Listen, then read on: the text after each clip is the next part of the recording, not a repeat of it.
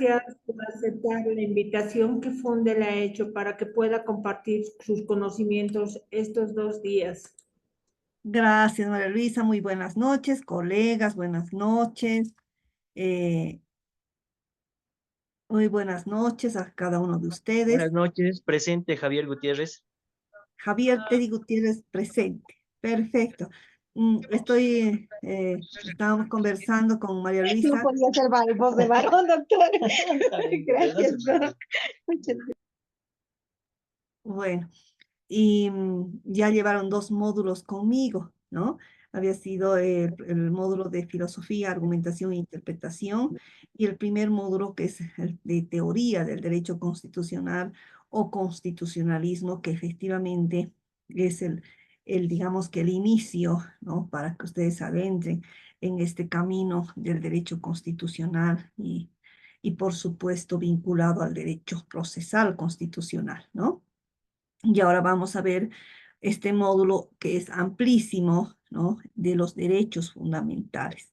La malla curricular de la universidad, ¿no? Y de la fundación señala derechos fundamentales, civiles, políticos, culturales, económicos, etcétera, ¿no? Para seguramente no omitir ninguno de ellos, ¿no? Ahora hablamos de una multiplicidad de derechos, ¿no? Y dentro de nuestra Constitución, como ustedes saben, pues hay una vasta, ¿no? Un vasto vaciado de lo que son los derechos junto con sus garantías, junto con sus principios y junto con sus valores. En la clase de hoy va a ser, me voy a ir primero al contenido antes que al objetivo. La clase de hoy antes de ver el contenido. La clase de hoy va a durar 2 horitas, tal vez 2 horas y cuarto, para no cansarlos. Es viernes, está saliendo de trabajar. Mañana sí, estimo que vamos a estar de 8:30 hasta las 11:30. Será un poquito más, un poquito menos, con unos 2 breaks de unos 5 a 10 minutitos, ¿no? Tenemos toda la mañana del sábado. Entonces, dicho esto, el contenido de este módulo va a ser ver, obviamente, la importancia que tienen los derechos, pero desde sus bases y fundamentos.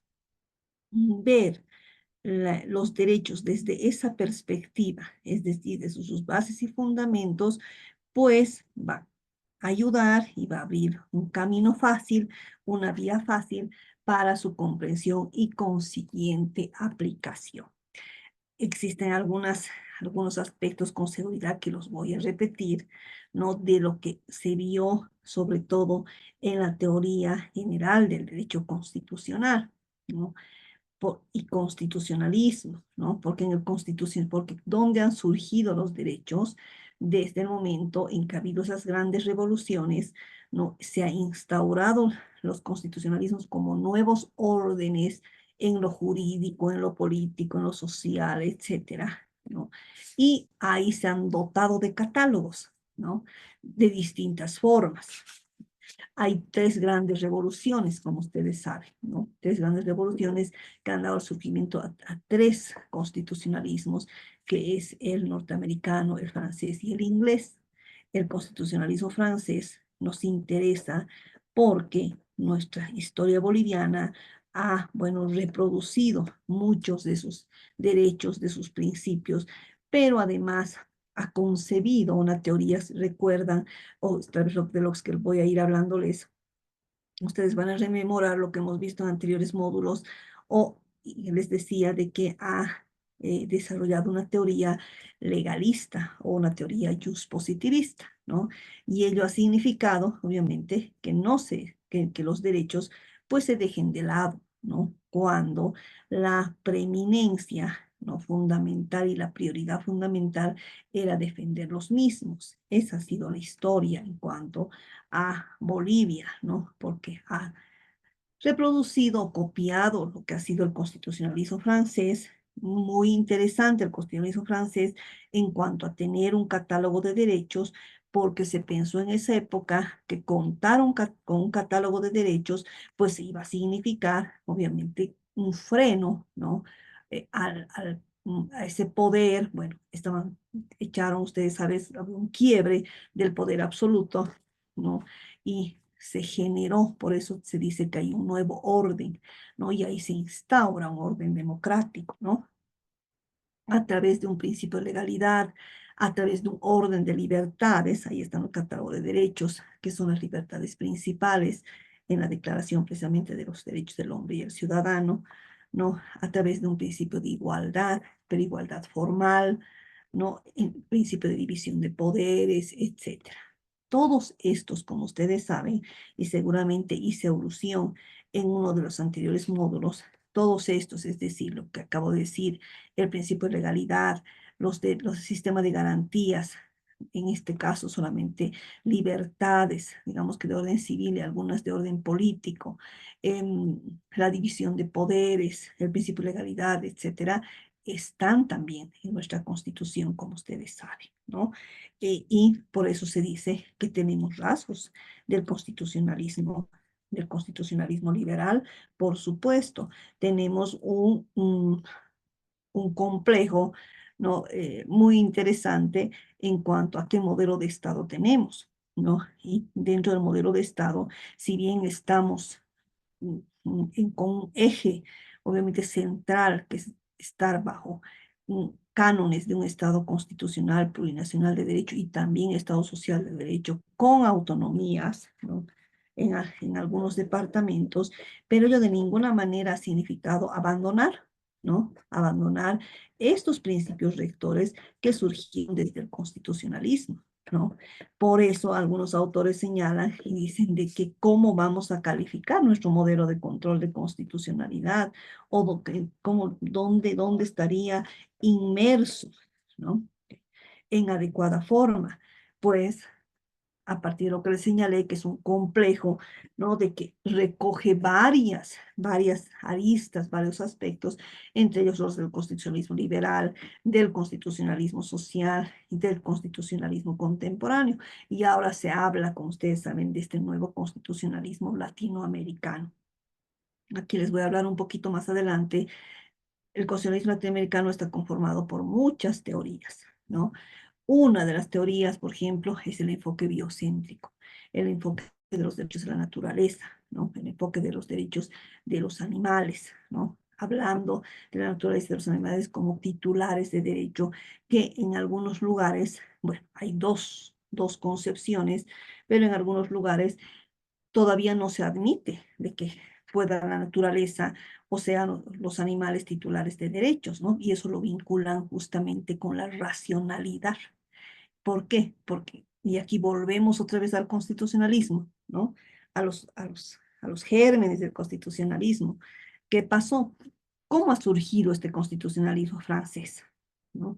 En el contexto contemporáneo francés, obviamente, ¿no? Mm, a partir de las ideas de la Ilustración, ¿no? Y esas ideas de la Ilustración eran de concebir a la persona como un ser racional, ¿no?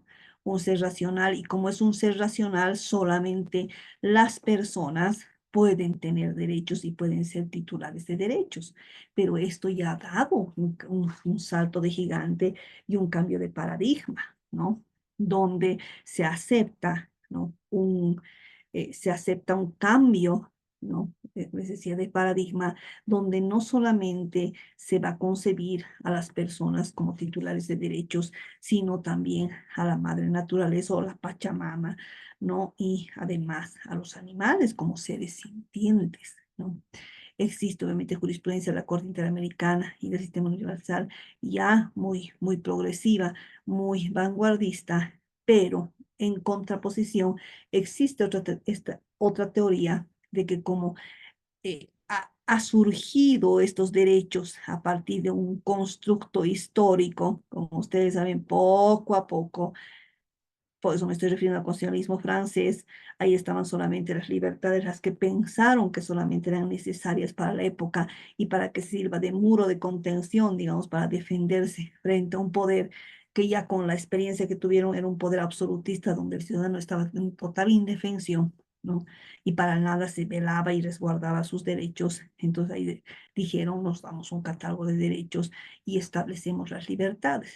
pensando teóricamente, porque sabemos cómo es nuestra historia, si nos vamos a hablar de nuestra historia boliviana, igual pasó en Francia, pensando que con eso iba a ser suficiente, ¿no? O sea, el Tratado de Derechos, que al final era una constitución, ¿no?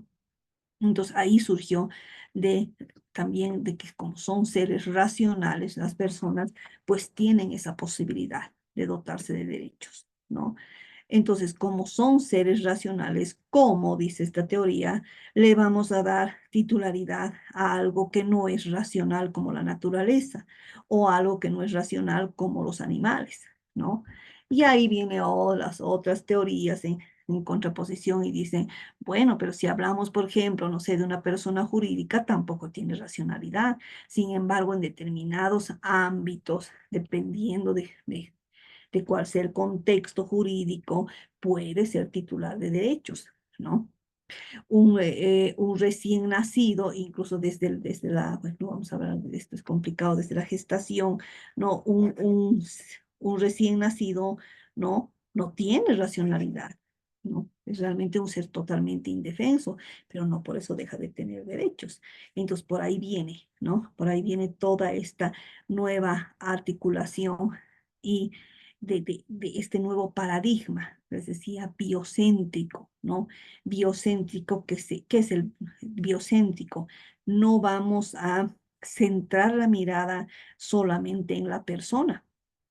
Vamos a centrar la mirada, ¿no? Más allá, vamos a ser más progresivos y vamos, ¿no? A darle titularidad a la naturaleza y darle titularidad a los seres sintientes, ¿no? ¿Y para qué? Porque vuelvo a repetir, ¿no? Porque eso justamente ha sido la teoría del constitucionalismo desde el liberal, ¿no? De que mm, los derechos se establecen para las personas, ¿no? Y ese es el enfoque antropocéntrico, ¿no? Que se contrapone al biocentrismo.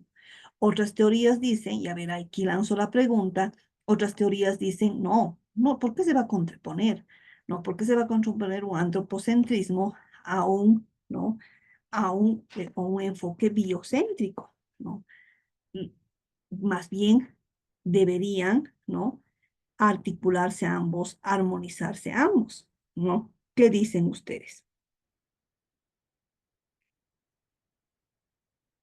A partir de este enfoque biocéntrico, ¿no? Los derechos, incluso como nos han enseñado en aulas universitarias, los derechos son prerrogativas, son facultades que las personas tenemos para hacer valer frente a un poder, ¿no? Frente a un Estado, que obviamente siempre va cometiendo actos arbitrarios, abusa del poder, etcétera, ¿no?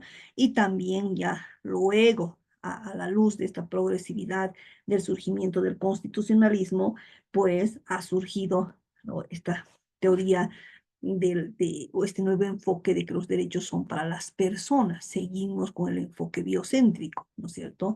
Efectivamente, a mi modesto ver, con un tan gran cambio de paradigma, porque en el constitucionalismo liberal, ¿no? Los derechos eh, liberales, ¿no? Y ahí se quedaba. Pero ¿cuál era la finalidad? Que se defienda, ¿no? Que esa persona tenga, digamos, un instrumento, por eso hacen un pacto social, ¿no es cierto? Tengan un instrumento jurídico fundamental, norma suprema, ¿no? Para defenderse frente a los actos arbitrarios. Ahí se quedaba, ¿no? ¿Y cuál fue entonces? Y es justamente esto lo he explicado, y incluso tal vez hasta con la misma lámina. Ahí está, ¿no? Pero ¿cuál fue el problema del surgimiento del constitucionalismo? Que se dotaron de catálogo de derechos, ¿no? Estaban ellos diseñados para defenderse frente a un poder, pero se instauró una teoría positivista, ¿no? Una teoría a la luz del Estado legislativo de derecho. ¿Qué significó eso? Que hacían prevalecer siempre la ley, ¿no? Entonces, ¿los derechos en qué quedaban? Los derechos podían hacerse valer, podían ser materializados, podían pedirse justiciabilidad, etcétera, si es que el poder legislativo los había desarrollado, ¿no?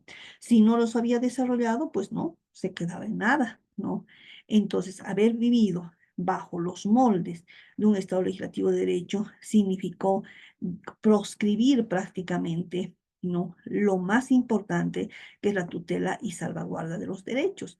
Pues si ustedes ven ahí en la lámina, ese positivismo jurídico tenía, digamos que, tres premisas fundamentales donde los jueces no reparaban, no se detenían, ¿no? En que si había una conexión entre derecho y moral. O sea, moral entendida como la realización de los derechos, porque en un constitucionalismo contemporáneo y social, obviamente de derecho y contemporáneo, más bien lo que se tiene que tender es a la realización efectiva, eficaz, maximizada, pronta, oportuna, etcétera, de los derechos, ¿no? Ese es el gran cambio de paradigma. En cambio, en un Estado legislativo de derecho, pues, ¿qué tenían que hacer las autoridades, las distintas autoridades? Simplemente aplicar lo que dijo el legislador. No reparaban, y eso también lo debió decir en la interpretación y argumentación jurídica, no reparaban si esa regla jurídica, pues, era compatible, ¿no?, con la Constitución y el bloque de constitucionalidad, como ahora nosotros lo hacemos a partir de la interpretación jurídica, ¿no? Entonces no dotaban de contenido normativo, ¿no es cierto? El contenido normativo, simplemente, y menos aún, sopesaban sobre si esas decisiones eran justas, eran razonables, eran proporcionales, eran no discriminatorias, por lo tanto tenían el sello de igualdad. Menos aún se había pensado en un enfoque diferencial, ¿no es cierto?, donde existen determinadas personas y determinados grupos donde se les tiene que prestar un tratamiento diferenciado. Ustedes saben ya, a partir del principio de igualdad, a partir del principio de igualdad, ¿no?, es posible y plenamente posible y factible efectuar tratamientos diferenciados en relación a determinadas personas y sectores, siempre y cuando se tenga la suficiente carga argumentativa razonable, objetiva, proporcional, ¿no? Si es así, no va a existir escenarios de discriminación, pero si yo hago una distinción, ¿no?, y no expongo las razones suficientes por qué estoy efectuando en ese caso una distinción, una diferenciación de trato, y más bien lo que está conllevando es la vulneración de derechos, pues voy a ingresar en un escenario, ¿no?, de arbitrariedad, y por ende voy a generar nuevos escenarios de discriminación, ¿no? Entonces, quiero que se me entienda cómo era antes, cómo es ahora, cómo tienen que ser percibidos y vistos, visualizados, y por lo tanto concretados los derechos que tenemos en la Constitución y el bloque de constitucionalidad. Entonces, las autoridades que hacían a partir de un Estado legislativo de derecho obedecían las reglas jurídicas a ultranza, ¿no es cierto? Había ese culto ciego, se dice, a las reglas jurídicas, ¿no? Reparaban en su contenido, se preguntaban, utilizaban pautas interpretativas que hemos visto en el modo de interpretación constitucional, utilizaban un bloque de constitucionalidad, una doctrina del estándar jurisprudencial más alto, no, para absolutamente nada, simplemente que, pues, como provenía del poder legislativo una regla jurídica, no sé, tenían la obligación de aplicarla, tenían la obligación de obedecer, ¿no es cierto? Esa ha sido mm, la, la óptica que ha existido a partir de un Estado legislativo de derecho. ¿Qué pasó en Bolivia? ¿No? Si así ha sido en el constitucionalismo francés, desde el constitucionalismo, ustedes saben, igual desde la fundación de Bolivia como república, pues se ha reproducido cada uno de los principios que estaban establecidos en la Constitución francesa, como el principio de legalidad, ¿no?, como el principio de separación de poderes, excelente. Ahora, el principio de legalidad, no es que no valga, ¿no es cierto?, para absolutamente nada. El principio de legalidad, nosotros tenemos un ordenamiento jurídico al cual le debemos respeto, ¿no? Pero, ¿cuál es el cambio que tiene que haber y cómo tienen que ser visualizados ahora los derechos? Y cómo tienen que ser vistos a partir de la norma base, ¿no es cierto? Si una ley Si una ley es contraria, una regla jurídica es contraria, es incompatible con la Constitución y el bloque de constitucionalidad, pues yo le doy un sentido compatible, ¿no es cierto? ¿Partiendo de qué? Del valor normativo que tiene la Constitución, ¿no? ¿Y dónde está ese valor normativo? En el artículo 109, a partir de la directa aplicabilidad, ¿no? Y esto surgió y ya en un contexto comparado, ¿no? En el constitucionalismo contemporáneo, en Alemania. En Alemania, donde hay esta nueva visión y además una nueva óptica muy interesante y un nuevo prisma de entendimiento de los derechos. Los derechos en un Estado legislativo de derecho, un Estado legislado de derecho, también se señala esa forma de, bueno, de semántica. eh, no se les daba la importancia que deberían tener, como les señalé, ¿no? Estaban totalmente alejados por justamente ese culto ciego, ¿no? Al poder legislativo. ¿Qué se creía? ¿No? ¿Por qué? ¿Por qué se le dio esa confianza simplemente a un poder legislativo? Porque unieron, obviamente, y razonaron, y es verdad, el poder legislativo, pues, de dónde emana, ¿no es cierto? O quienes representan un poder o órgano legislativo, pues representa el mismo pueblo, es la voluntad popular. Entonces, como es el mismo pueblo, el pueblo no puede ir en su propia contra, se dan cuenta, no puede ser contrario a sus propios intereses. Entonces, en conclusión, el órgano legislativo lo hacía todo bien, ¿no? Y ello no ha sido así. Y eso ha dado cuenta la evolución histórica que ha sucedido en un contexto comparado. Y en el constitucionalismo contemporáneo se da esa crisis de la ley, ¿no? ¿Y por qué? Porque obviamente hay muchísimas leyes que son arbitrarias, ¿no? Muchísimas leyes y se han quedado así, ¿no? Durante muchísimo tiempo, por ejemplo, en nuestra constitución boliviana, ¿no? Entonces ahí, señora, digo, no, no vamos a dar la confianza, ¿no? Al legislador, vamos a dar confianza a un poder judicial, ¿no? Y ahí por eso, una de las características del Estado constitucional de derecho y cómo se aplican los derechos en un Estado constitucional de derecho es fijando justamente la mirada en los derechos que pertenecen a las personas. Pero en relación a esto que les estoy diciendo, o sea, que los derechos pertenecen a las personas, no se olviden, ¿no? Que ahora tampoco están así. O sea, no es efectivamente las personas, todas las personas, sin excepción, tenemos derechos y están inherentes a la dignidad humana, ¿no? Si ustedes recuerdan, el derecho internacional de los derechos humanos, que también ha surgido en el constitucionalismo contemporáneo, ¿no? ¿Por qué ha surgido? Porque era necesario reivindicar la dignidad de las personas, ¿no? Y junto con otros, ¿no? Que fue la libertad y la igualdad.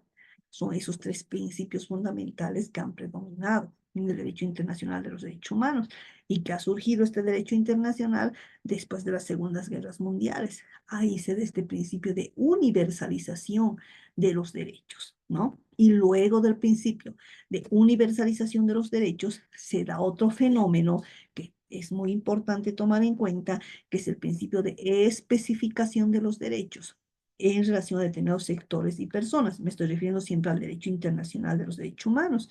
Y ahí surgen distintos instrumentos internacionales de derechos humanos, no sé, en relación a personas con capacidades diferentes, en relación a la mujer, en relación a los migrantes, en relación a las NAPIO, etcétera, etcétera, niños, niñas, adolescentes, etcétera. ¿Por qué? Porque ahí se dieron cuenta a partir de toda de este constructo, de esta construcción, ¿no? Que se ha dado a nivel del derecho internacional de los derechos humanos, que esa igualdad pregonada, ¿no? Desde la Declaración Universal de los Derechos Humanos, no ha sido pues así, ¿no? Porque no todos están en un escenario de igualdad, ¿no?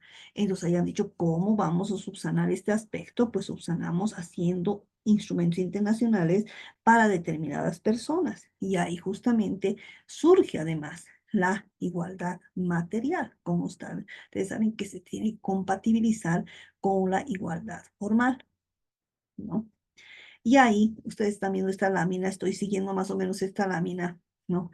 Y ahí, además, tiene que prevalecer el principio de supremacía constitucional. ¿Por qué hago valer yo los derechos? ¿Por qué serán tan importantes mis derechos? A ver la pregunta, si alguien quiere intervenir. ¿Por qué son tan importantes los derechos para las personas?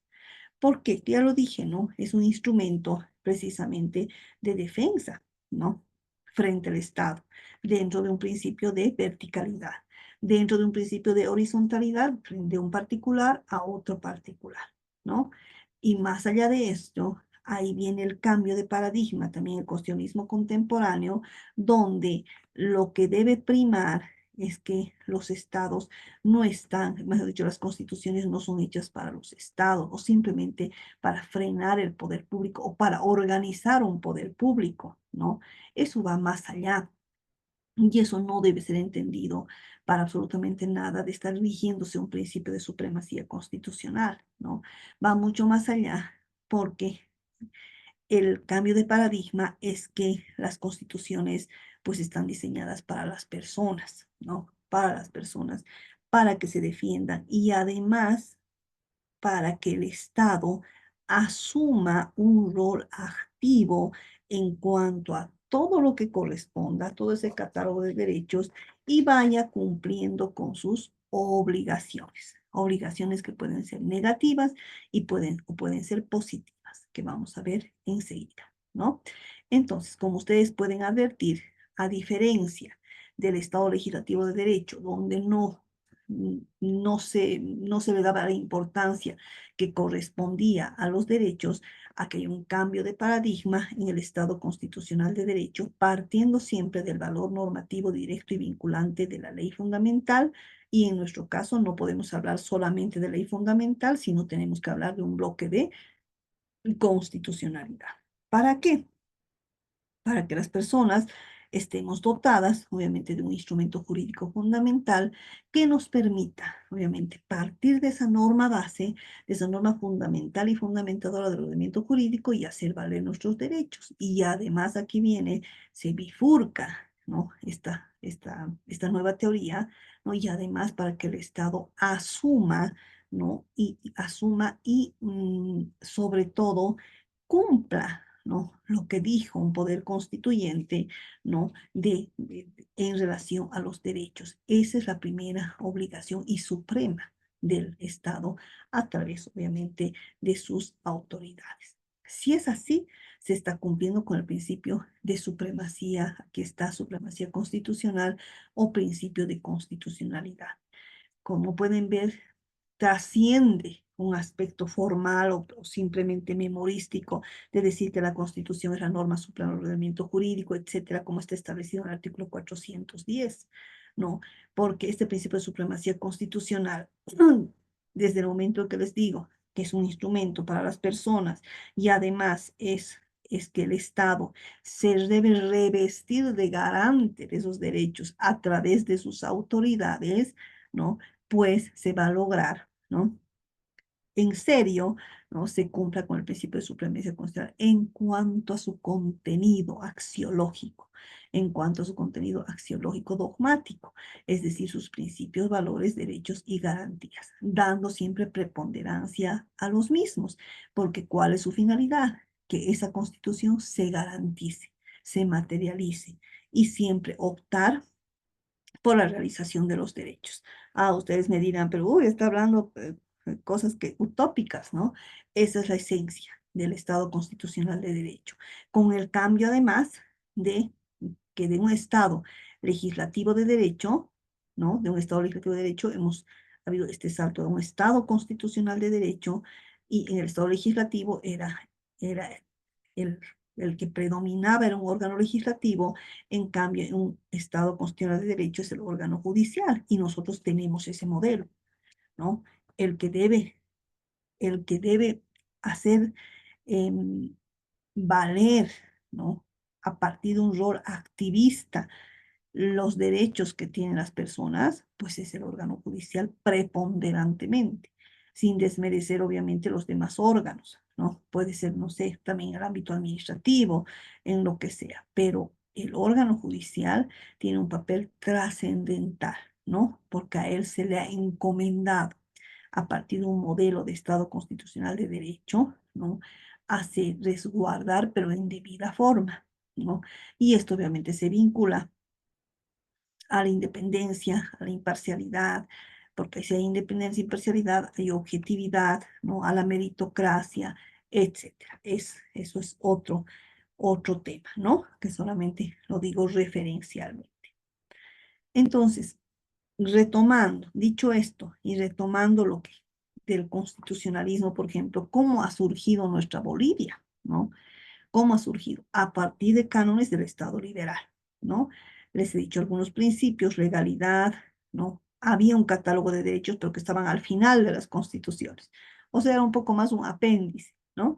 Luego, a través de lo que se llamó ciudadanía censitaria, ¿no? O sea, solamente existían derechos en relación a determinadas personas. No obstante que se estaba establecido también un principio de igualdad, ¿no? Igualdad formal. Por eso también, ¿no? Como ustedes pueden advertir, tenemos tantos años ya en vigencia, está vigente nuestra Constitución, no tenemos también nosotros un proceso de especificación desde nuestra misma Constitución, desde nuestras mismas cláusulas constitucionales, ¿no? ¿Por qué? Se ha vivido bajo este modelo, se llama así bonito, ciudadanía censitaria, ¿no? Porque eran escogidos los que gozaban de derechos. ¿Quiénes gozaban de derechos? Solamente los varones, no todos los varones, ¿no? Gozaban los varones, miren los escenarios de discriminación, blancos, ¿no?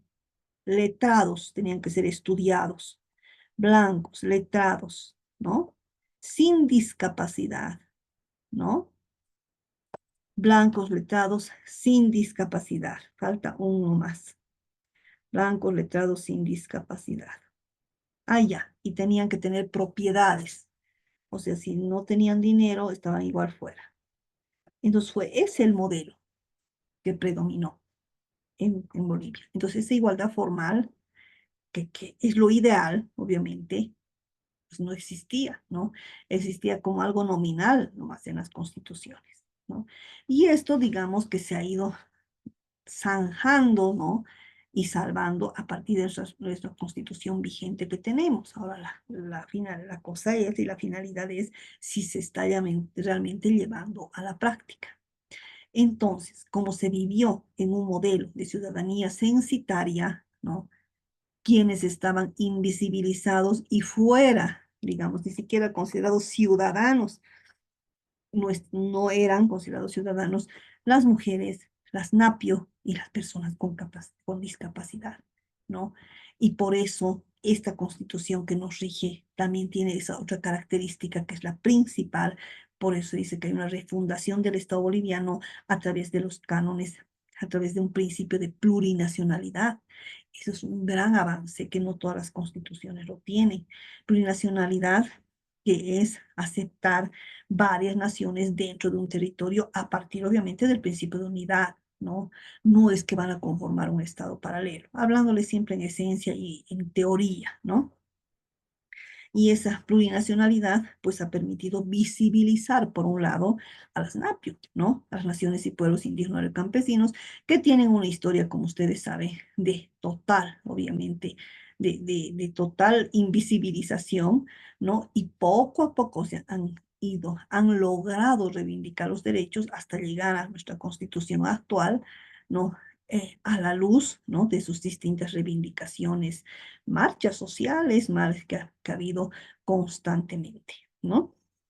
Que nos tiene que permitir este enfoque y este principio de plurinacionalidad, que es un eje fundacional del Estado boliviano, tiene que permitirnos ingresar en escenarios de interculturalidad, ¿no? Que cuando están involucrados pueblos indígenas, pues sí tiene que ingresar a escenarios de interculturalidad. Ahora, estos derechos colectivos, también individuales, que no los pierden, podían ser, ¿no? Podían ser, podían hacerlos valer en un Estado, ¿no? Liberal de derecho, ¿no? En un Estado social de derecho sí hubo boliviano, del Estado social que se fundó en 1938, sí hubo algunos avances, como ustedes saben, un enfoque multicultural, un enfoque intercultural, multicultural, multiétnico más bien, ¿no? Poco a poco se fue. La reforma de 1994 fue muy importante porque ahí se reconoció, pero eso ha sido, como digo, a la luz de las luchas reivindicativas, no ha sido porque así lo ha querido bueno, el gobierno de turno, que ni sé cuál es, ha sido la luz de las luchas reivindicativas y también ha tenido un influjo muy importante el convenio 169. El convenio 169 es un instrumento realmente bandera, ¿no? De las naciones y pueblos indígenas y campesinos. Pero la reforma de 1994, como les decía, ha introducido la posibilidad de que las autoridades indígenas pues resuelvan sus controversias de acuerdo a sus normas y procedimientos, con la crítica, claro está, de que tenían igual que supeditarse a un orden imperante, decía más o menos así la norma, eso quería decir siempre a las normas ordinarias. En cambio, ahora, ¿no? Sabemos que eso ha dado un giro, por si se habla del giro decolonial y del giro de desjerarquización, ¿no? Y de esos moldes eurocentristas, porque ahí viene Europa, ¿no? Eurocentristas y etnocentristas, solamente aceptamos a estos como ciudadanos, ¿no? Eso ha cambiado a través de una plurinacionalidad y tiene la posibilidad de reivindicar los derechos. Es más, no solamente las NAPIOS tienen la posibilidad de reivindicar sus derechos, ¿no? El Estado tiene la obligación, a través de sus distintas autoridades, de dar una participación activa a las naciones y pueblos indígenas y campesinos y cumplirles con esa deuda histórica que tienen de total, no, invisibilización en relación a los derechos que nunca tuvieron, ¿no? Entonces, ahí está ese rol activo que tiene el Estado y la importancia además que tiene una cláusula constitucional, en nuestro caso establecida en el artículo 1 de la Constitución, ¿no? Ahora, dicho esto, ¿no? Ustedes pueden advertir hasta aquí, ¿no? Que siempre los derechos, ¿no? Se han creado, voy repitiendo, a favor de las personas, a favor de ciudadanos, ¿no? Etcétera. Pero les decía, esto ya ha dado, y hace mucho tiempo, unos buenos años, un giro, ¿no? Y ahí muchos autores se preguntan si solo las personas pueden ser sujetos de derecho, ¿no? Les decía que hay dos teorías, ¿no? Decían que sí, ¿no? Solamente las personas, porque solamente las personas cuentan con racionalidad, ¿no? Pero otra teoría decía, no, los derechos no solamente pueden ser ejercidos por las personas, ¿no? Y también se les debe dar titularidad, claro, la naturaleza no va a ejercer la titularidad individual porque no puede, ¿no?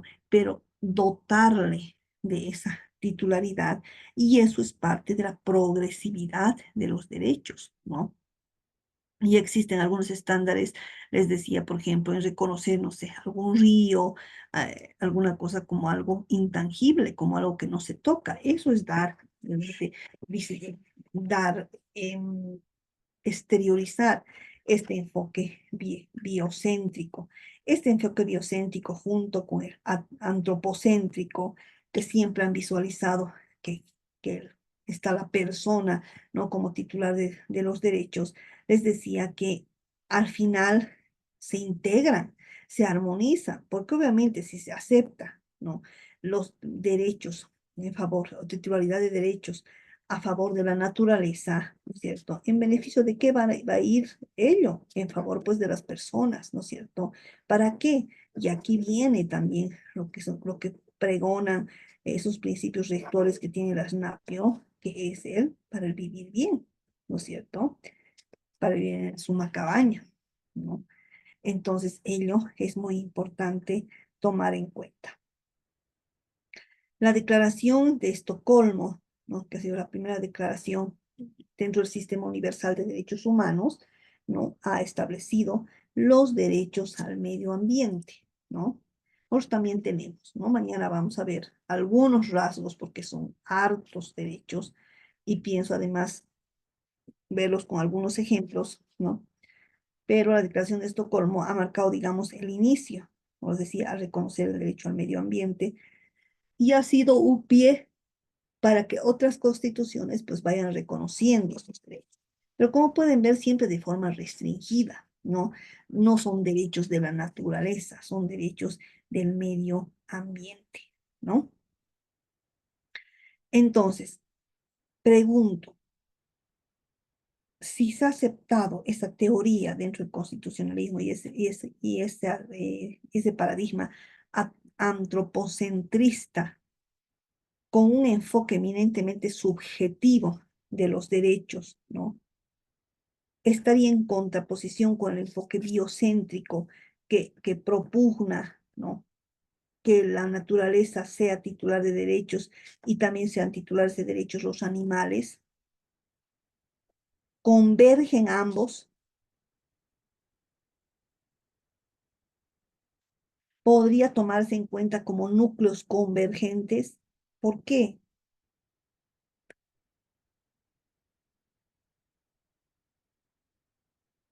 Se parte del hecho. ¿Y por qué dije voy a hacer alusión a esto?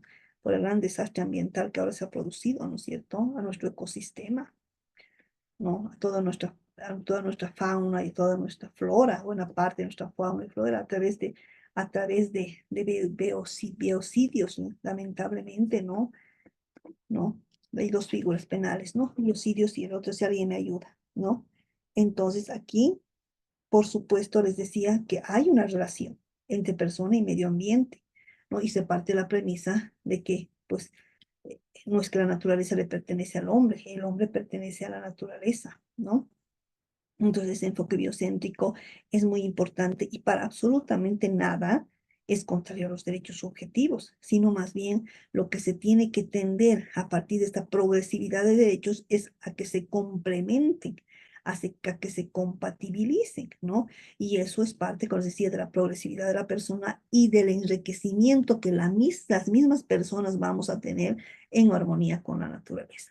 Y esto obviamente tendría que estar ligado con un papel activista, ¿no? Y con un papel, les decía, propio del constitucionalismo contemporáneo, donde el Estado no es el principal velador, ¿no? El Estado, los distintos gobiernos, es el principal velador y celador de los derechos, absolutamente todos, en este caso en particular, de los derechos, ¿no? De la madre naturaleza y de los derechos de los animales, ¿no? Entonces, eso les quería comentar. Bien, a ver, entonces, claro, ya les he dicho esto es para que ustedes tengan un poco de, digamos, una perspectiva más amplia. Los derechos efectivamente, y aquí también viene el enfoque biocéntrico, de que la madre naturaleza y los mismos animales pues tienen dignidad, al igual que lo tenemos todos nosotros y nosotras, ¿no?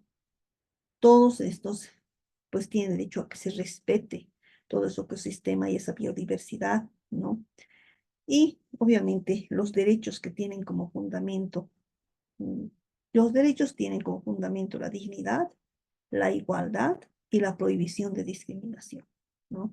No en vano decía, permítanme mencionarles, esta gran señora, gran activista, Rigoberta Menchú, decía de que los los derechos no se van a recién reivindicar en debida forma, ¿no? Cuando se respete la dignidad de las personas y cuando no haya escenarios de discriminación, ¿no?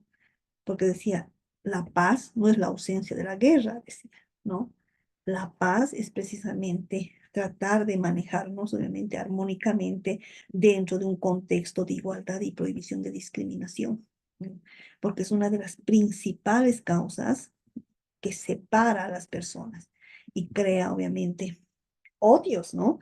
Odios a partir de estos criterios de discriminación que son prohibidísimos a partir de nuestra propia constitución, como ustedes saben, del 14 de nuestra constitución y un montón de artículos que existen en los instrumentos internacionales de derechos humanos.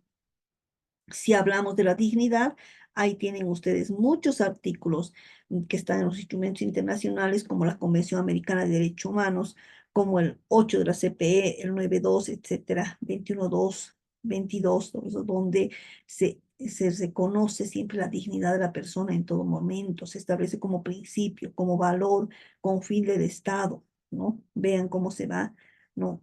Cómo puede ser un principio, cómo puede ser un derecho, cómo puede ser una garantía, cómo puede ser un valor. Incluso está establecido desde el preámbulo de nuestra Constitución. Todas las personas tenemos dignidad, por supuesto. Desde el enfoque biocéntrico, también la madre naturaleza y también los animales, ¿no? Donde a todos se les debe respeto por su sola condición de tal, ¿no? Aún así no estuvieran definidas ni siquiera en las normas. La dignidad es preexistente a la norma, ¿no? Y a la misma creación del propio Estado, claro. Si no cuentas con dignidad, ¿no? Entonces no tienes absolutamente nada, ¿no? Y aquí podemos traer a colación, ¿no? Una obligación negativa y positiva del Estado, que debe estar por acá. Exacto. ¿Qué es primero? Esas obligaciones negativas y obligaciones positivas que tiene el Estado. Obligaciones negativas, como su nombre dice, no hacer, ¿no? Tiene mandatos de no hacer el Estado.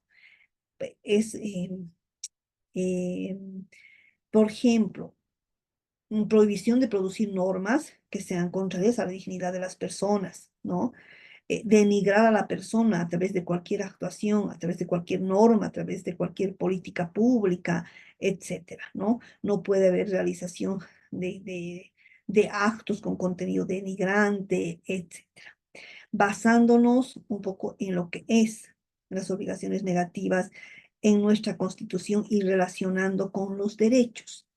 ¿Qué se les ocurre? A ver, dígame un mandato de abstención que tenga en relación a lo que esté establecido en la Constitución. ¿Será que yo les doy una pistita? Y ustedes de ahí pueden ya ir opinando. ¿Será que el Estado puede interferir mis comunicaciones privadas? Y está establecido como un derecho, ¿no? ¿Podrá? ¿En qué casos podrá? Ahí habría una obligación negativa de inicio donde el Estado no puede interferir, no puede captar conversaciones privadas y también particulares, ¿no? De un particular a un particular, si hablamos dentro de un nivel de horizontalidad. Puede, a ver, si alguien opina, está clarita, ¿no? La respuesta. No puede, ¿no es cierto? No puede interferir comunicaciones privadas. Está totalmente prohibido y esa es una norma prohibitiva, ¿no es cierto? Que está dentro de la Constitución. ¿Qué otras normas, más bien otros derechos que están establecidos en la Constitución, no, establecen obligaciones negativas o de no hacer de parte del Estado? Claro, tiene sus límites, ¿no? Tiene sus límites efectivamente, pero esos límites tienen que estar expresamente establecidos en la ley, ¿no? En la ley. Actuar dentro de ese marco, porque si no, resulta arbitrario, ¿no es cierto? Tarea, mientras vayamos a 5 minutitos. Ubíquenme en la Constitución 3 derechos que impliquen obligaciones negativas. De 7:54 a las 8:05 volvemos y yo llamo al azar. 3 derechos que impliquen obligaciones negativas. María Luisa, vamos a ir a un break con la tareita que les estoy dando a los colegas. Abran su Constitución, colegas. Está bien, doctora. ¿Alguien quiere hablar? Está bien, doctora, le decía del receso. Sí, creo que alguien quería hablar aparte. Entonces, tareita, en 10 minutos ustedes ubican doctores. Gracias. Estimados participantes, entramos en un receso. Por favor, la recomendación que no abandonen la sala, por favor. Bueno, a ver. ¿Quién me puede decir un derecho que esté vinculado a una obligación negativa? Doctor Eliseo Yáñez. Adelante, por favor.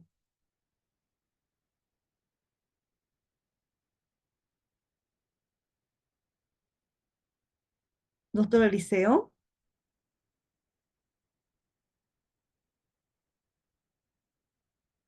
Doctor Israel Roca.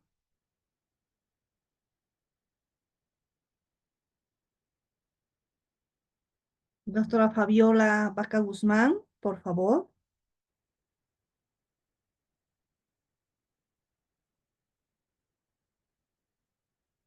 Pienso que no están en clases. A ver, una obligación negativa. Les decía, tienen que ver el catálogo de los derechos, ¿no? Y ahí se van a dar cuenta. Doctor Miguel Ramírez.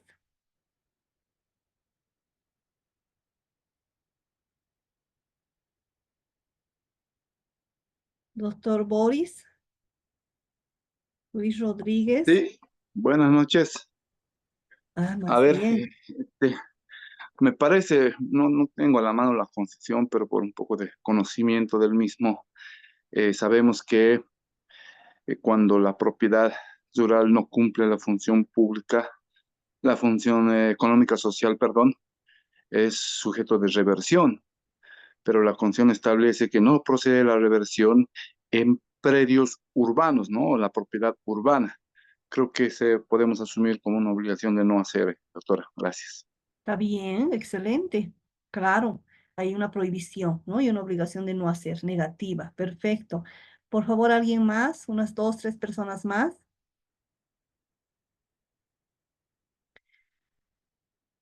Doctor Javier Teddy Gutiérrez.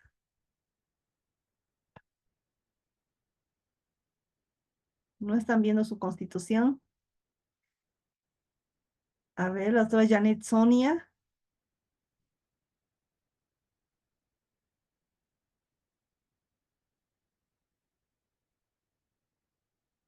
Nicolás Garnica.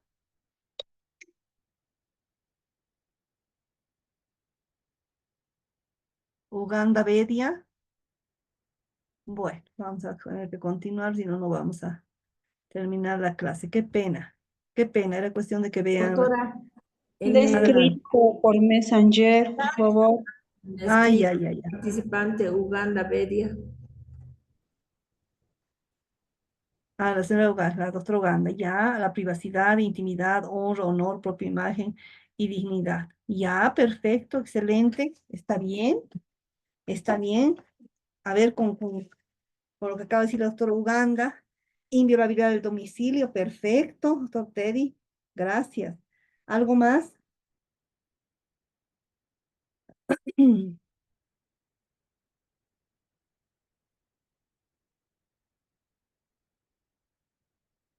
Está bien, bueno, participaron.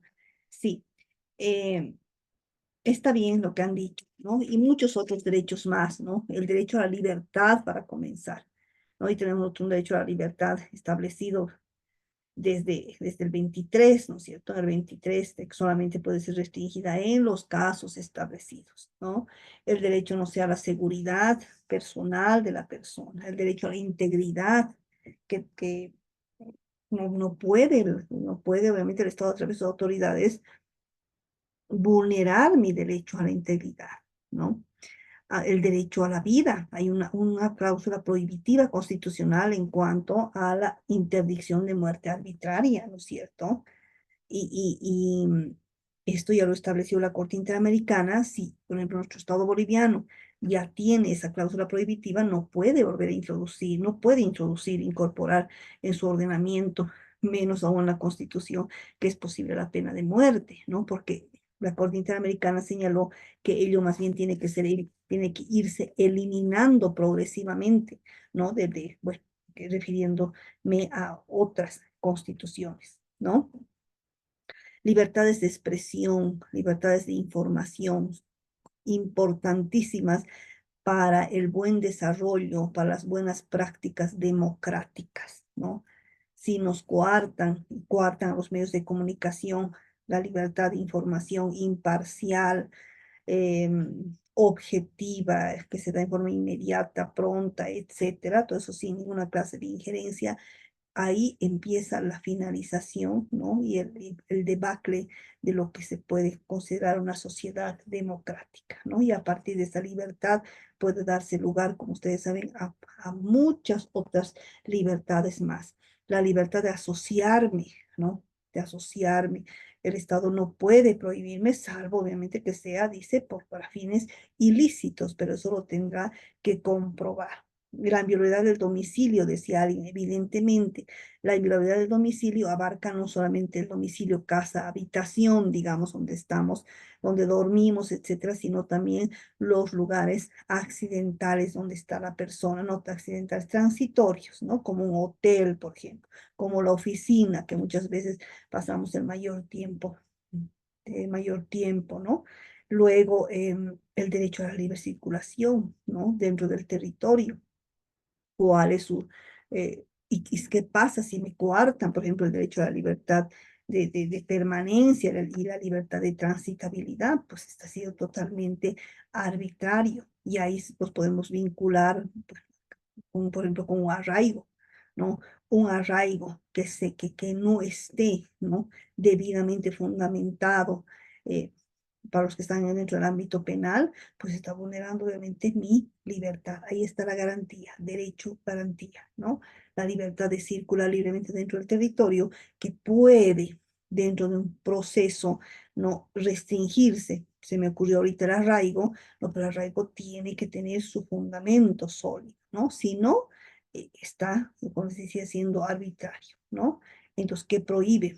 Esta libertad de permanencia, bueno, que no es que prohíbe, la libertad de permanencia es justamente esa facultad que tenemos de transitar y prohíbe ¿no? el ejercicio arbitrario del arraigo, por ejemplo, ¿no? Derecho, garantía del derecho de permanencia en determinados lugares, ¿no? El derecho también de pensamiento. Bueno, en realidad mañana vamos a ver esas diferencias sutiles, ¿no? Entre libertad de pensamiento, expresión e información. Tal vez no tan sutiles, porque ahora estamos interdependientemente unidos, ¿no? Bueno, etcétera. Ahora, como contra, ¿cuáles serían obligaciones positivas? ¿Cuáles serían las obligaciones de hacer del Estado? Aquí dice, dentro de las obligaciones positivas, mandatos de actuación, ¿no? Mandatos de actuación u obligaciones positivas, desarrollar políticas destinadas a promocionar o favorecer el desarrollo de la persona, no tratada como objeto. Bueno, eso es de parte de la dignidad, ¿no? Mandatos de actuación u obligaciones positivas. Tiene que ver esto con los derechos sociales, ¿no? Con los derechos culturales, con los derechos económicos. Ya lo dijo en alguna oportunidad la Corte Interamericana de Derechos Humanos, de que para absolutamente nada va a constituir un fundamento, en su caso, de que para incumplir las obligaciones de orden o de corte social, económico, cultural que tengan los estados, servirá de excusa el que no haya suficientes recursos, ¿no? O suficiente dinero, porque obviamente estos derechos involucran, ¿no? Políticas económicas, ¿no? Activas. Entonces ya lo dijo la Corte Interamericana, no pueden escudarse en eso.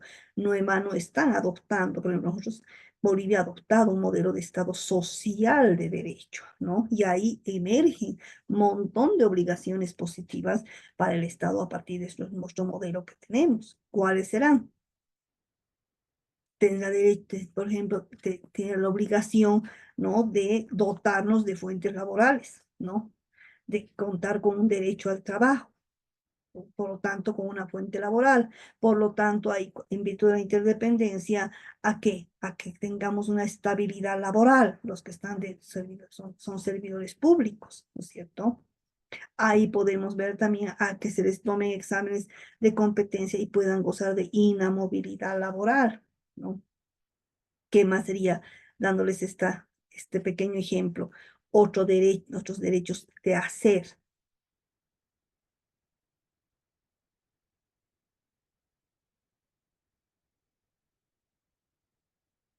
Si hablamos de derecho al trabajo, a la estabilidad laboral, etcétera, cuando uno trabaja, ¿qué es lo que tiene? ¿Qué derechos tiene dentro de una institución? Tendrá derecho a contar con un seguro, ¿no es cierto? Derecho a la seguridad social, ¿no? Tendrá derecho a la huelga. ¿No? Derecho a la huelga es un típico derecho. El derecho a la huelga, el derecho a conformar sindicatos, es un derecho típico que no ha sido fácil lograrlo del constitucionalismo social, ¿no? Por eso no puede desaparecer, ¿no? El derecho al matrimonio, y aquí podemos poner un ejemplito muy interesante. El derecho al matrimonio en virtud de esta progresividad de los derechos, ¿no es cierto? En virtud de esta progresividad de los derechos. El derecho al matrimonio podría concebirse como ha nacido nuestro Estado boliviano, vamos a referir a nuestro Estado boliviano, con ese encasillamiento, ¿no? Y además con claros sesgos, ¿no? Y estereotipos y prejuicios, el matrimonio de tipo igualitario, y ahora estará establecido en nuestra Constitución. Y si no estuviera establecido en nuestra Constitución, ¿cómo haríamos una interpretación para lograr la realización de esos derechos? ¿Y cómo cumpliría con sus obligaciones el Estado, ¿no? A partir de esta progresividad de los derechos, donde ya se reconoce el matrimonio igualitario, en nuestra Constitución no está, ¿no es cierto? En nuestra Constitución no está, pero se desprende de un criterio interpretativo y se desprende de los estándares de la Corte Interamericana, del Sistema Universal y de los instrumentos internacionales de derechos humanos, ¿no es cierto? ¿No? Y nosotros pertenecemos a un bloque de constitucionalidad. O un caso que ha sido obviamente de conocimiento público, donde una pareja, recuerdan, fue obviamente ante el oficial de registro civil, es una pareja del mismo sexo, a registrar su unión libre, ¿no? Que le respondieron que no puede registrar porque no está reconocido, es una normativa, no es posible. Se dirigen ante el director del CERESI, el CERESI les dice lo mismo, rechaza, señalando que no existe un marco normativo legal que permita ese tipo, ¿no? Más o menos así, ese tipo de registros, ¿no? Y no existe un procedimiento a tal fin. Ante ello acude a una acción de amparo constitucional, ¿no? ¿Y cómo habrían ustedes razonado a la luz de este nuevo prisma, lente de los derechos que tienen que ser progresivos, que es inconcebible en los albores, digamos, de la República de Bolivia concebir un matrimonio igualitario? Pues en nuestra Constitución actual y a la luz de un bloque de constitucionalidad y a la luz de las pautas interpretativas, pues sí es permitido. Aunque digan en artículo tantos, no recuerdo si lo ubican, sería bueno, y yo les aconsejo que siempre estén con su constitución, ¿no? Donde dice, ¿no es cierto?, el matrimonio entre hombre y mujer, ¿no? Más o menos por ahí.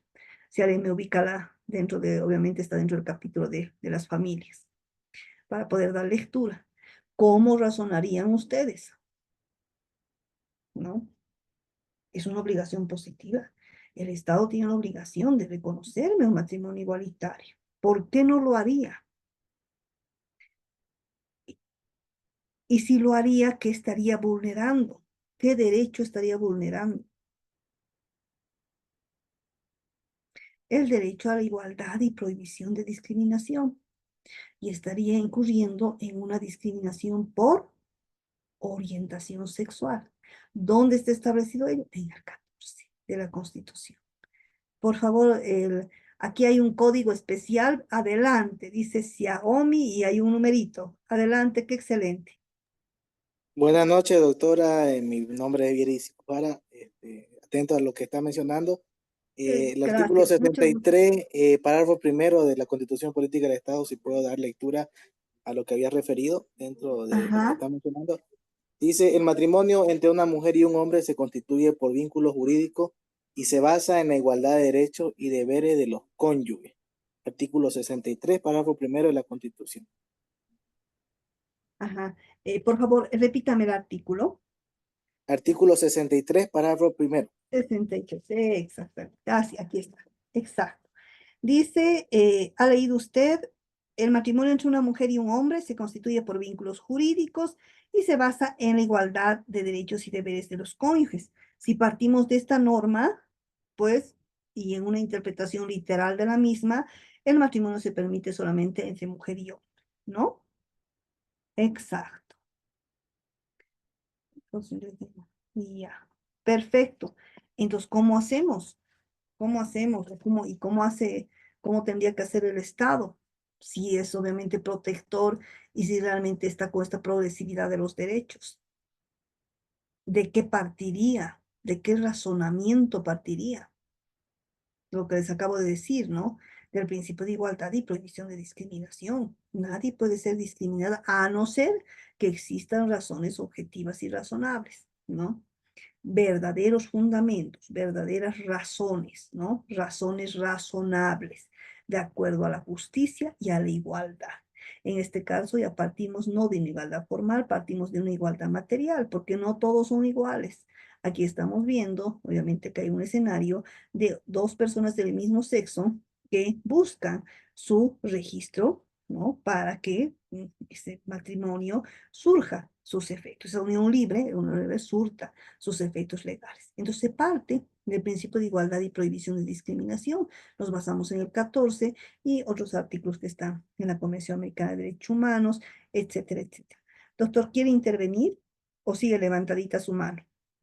Sí, doctorita, solamente para complementar la ley Ya. de esta desigualdad, eliminar la brecha de desigualdad del ejercicio de las libertades de las personas, está establecido en la ley 807, ¿no? Que es la ley de género, De identidad de de identidad género. de género.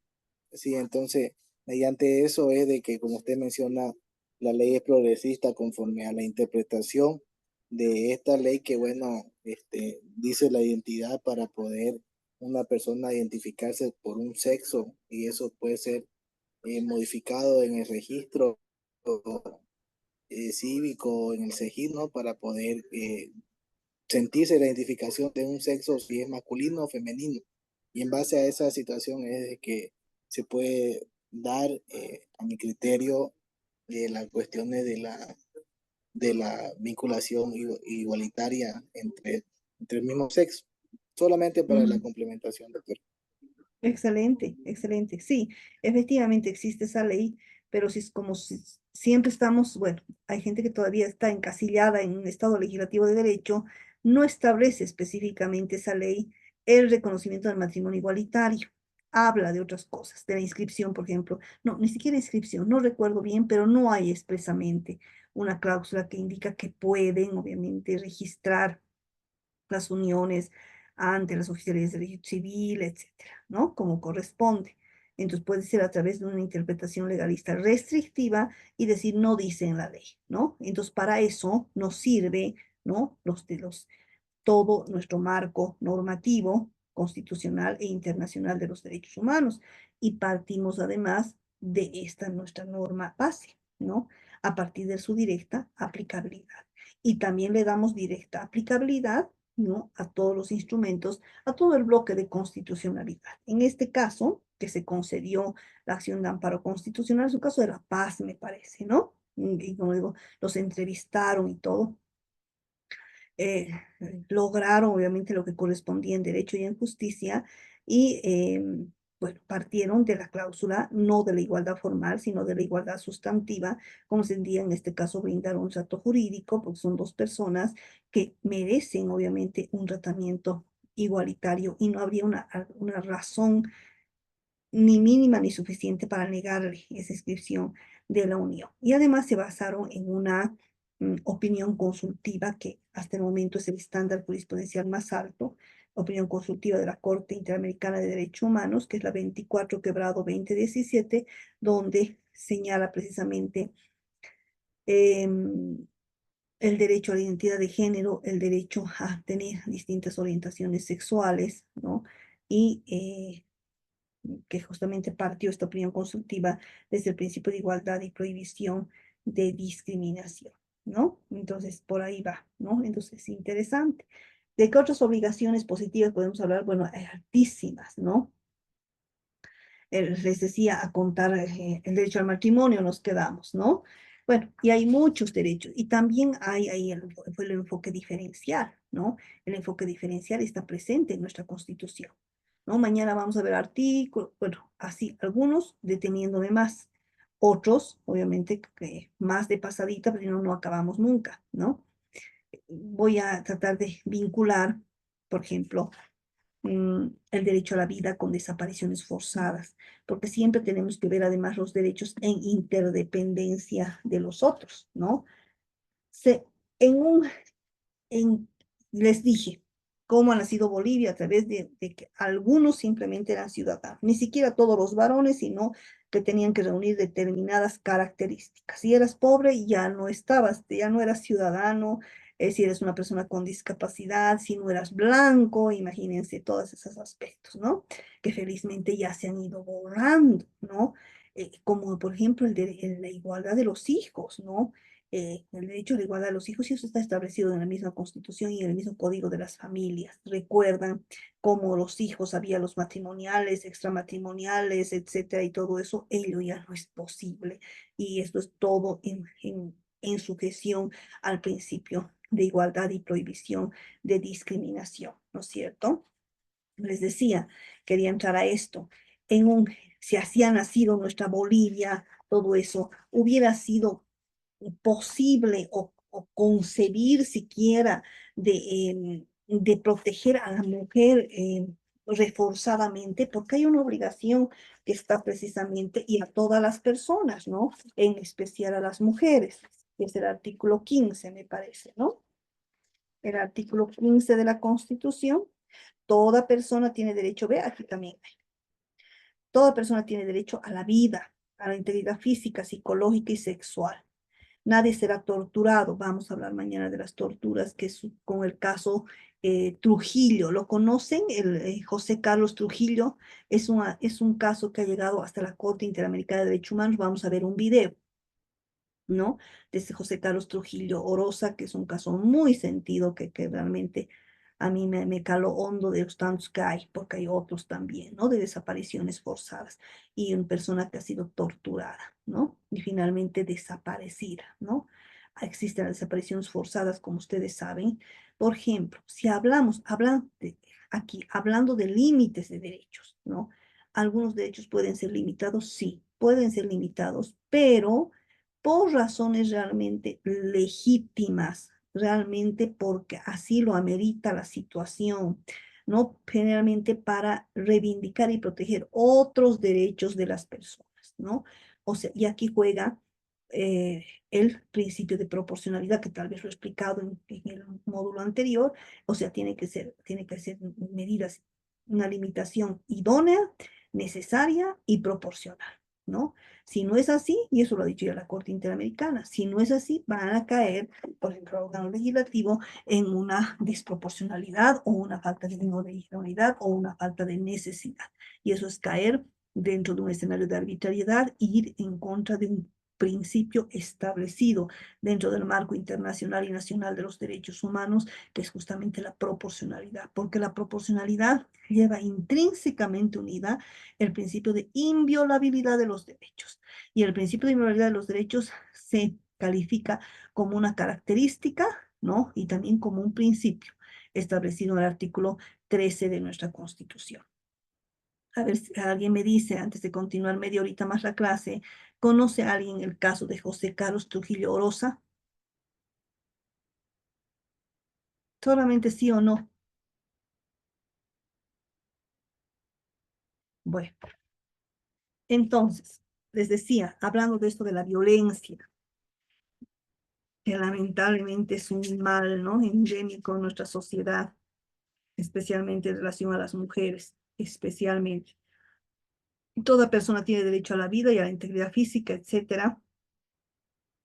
Todas las personas, en particular las mujeres, tienen derecho a no sufrir violencia física, sexual o psicológica, tanto en la familia como en la sociedad, ¿no? Entonces aquí hablamos de un escenario de no violencia, dice todas las personas, ¿no? En especial las mujeres. Dígame a alguien si se acuerda, obviamente ahí buenos lapsos de tiempo entre módulo y módulo, ya debe llevar también otros. Les expliqué un poquito de que también la ley 348 ha ampliado obviamente, su ámbito de aplicación y protección en relación a varones.